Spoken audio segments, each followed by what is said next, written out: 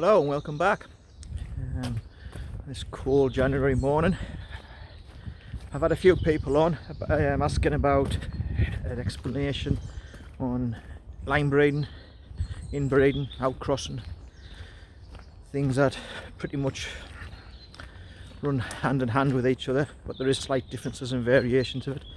One of my regular commenters, Catherine, she asked if I could do a little bit of an explanation on it. So it's quite a long topic, so rather than try and break it all into one video, I thought I'd break it up and we'll cover line breeding, inbreeding and outcrossing, and maybe do a fourth one with mate selection, how you would go about selecting to lock in traits.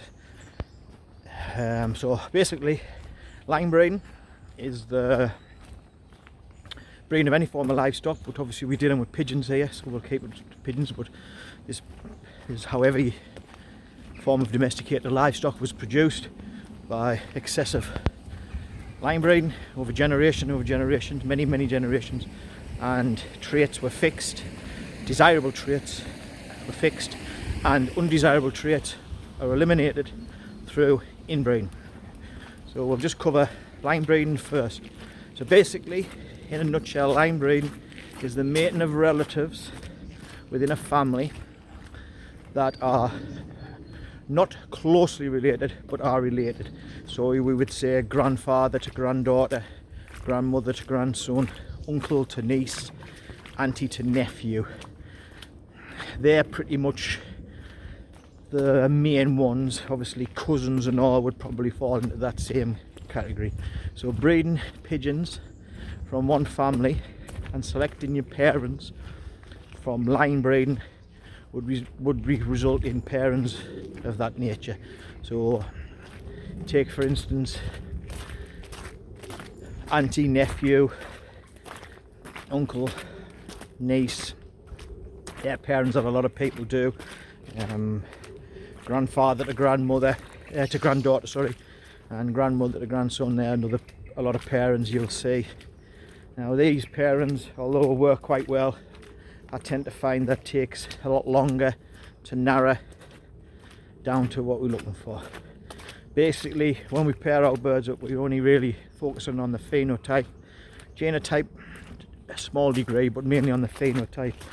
So we're trying to lock in traits that the birds have so they can be expressed, so we can see them, so we can visually see the traits. Now a lot of traits that we have in the Bacaras, I tend to find that are recessive, so a lot of them do skip generations. So in order to lock them traits in and to have them come out in new youngsters in our breeding, we do a lot of line breeding, but mainly I will concentrate on inbreeding, which I'll cover in the next topic. Line breeding is a practice that's being used in the breeding of livestock for hundreds and hundreds of years, and used correctly, line breeding is a very successful tool to keep families going for generations and generations. So how would you go about building the family? Obviously I covered that in the last video. So buying birds that were related to each other from the family, from the source that we talked about in the last video, that's obviously the good start. And when you were buying the birds from the breeder, if you wanted to know a little bit of back history about them, any good breeder will have a pedigree book. He'll pull the book out and he'll be able to tell you what spread what and how related they are and how closely related they are. So if you wanted to say start with a pair of birds and you wanted to do a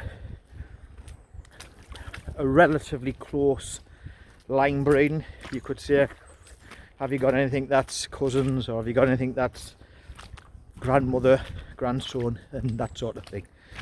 Ideally, I mean, although I do practice line breeding, I'm more of an inbreeder, like, so I'll be able to focus more on inbreeding and give you a little bit more detail on what we do with regards to inbreeding. Anyway, on this cold, snowy, -5 January UK warm UK winter day, I'll sign off for now, and hope you enjoy these 4 parts and get a little bit of insight into the difference between line breeding and inbreeding and outcrossing and different things along them lines. Right, okay, take care for now. Until next time, I'll see you again soon. Take care and bye.